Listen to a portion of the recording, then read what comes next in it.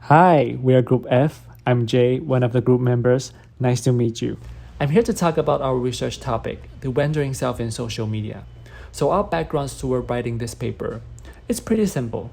As social media platforms such as Facebook, Instagram, and Twitter, etc., has changed how we contact and interact with others. Posts and social currency such as likes and comments are the tools for people to communicate on this platform. We've noticed that within our fellow students, they've gotten more anxious and stressed since they stepped foot into the social media world. Feeling stressed out when a post doesn't get as many likes or attention as they wish, and then further on posting content based on comments, or even seek out relatable content to post to get approval. It can be exciting at first, switching life online and offline. However, at times, when we constantly let people online to shape our identity, it's hard not to get affected by it and eventually felt anxious and get lost in the social media.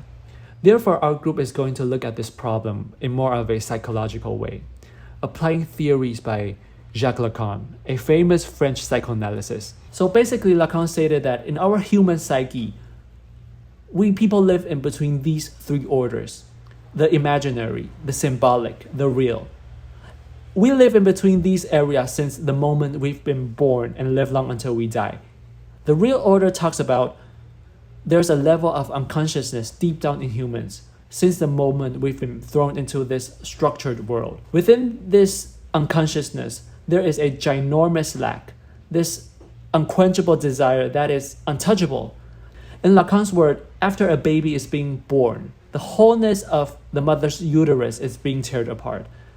Since then, when this person is living in the conscious level, which is the language structured world, there will be a lack in its unconsciousness, trying to push him to construct his ego in the conscious world. These images, these imaginary egos in Lacan's vision is just a fantasy.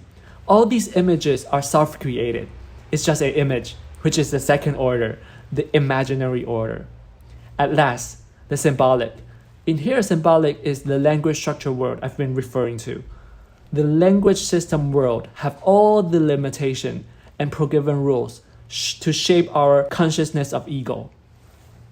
In fact, the imaginary and the symbolic order have a lot to do with the concept I'm about to cover, which is the mirror stage. Basically, the mirror stage is talking about, theoretically, infants start to see a reflection in the mirror at the age of 6 to 18 months. This reflection is referring to the imaginary order, where infants start to have a basic concept of their own image of ego.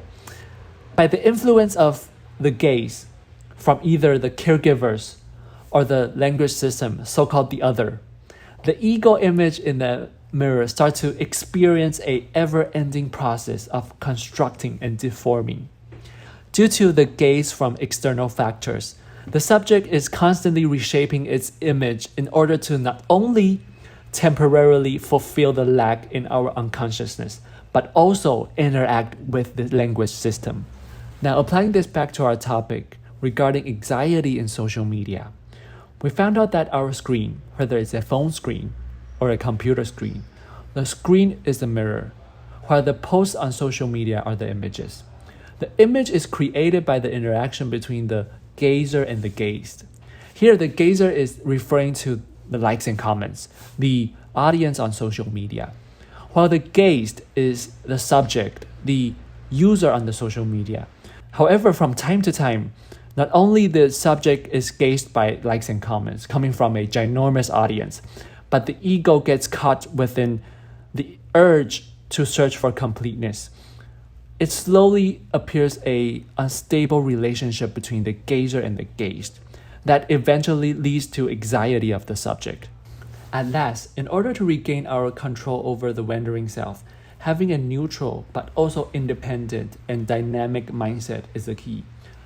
Only when we keep a balance between both real and cyber world and also get a clear understanding of the relationship between the subject and the other, can we position ourselves stably and safely within this complex interplay of social media? Well, that rounds up our brief introduction of our research paper. Hope you enjoyed the rest. Thank you.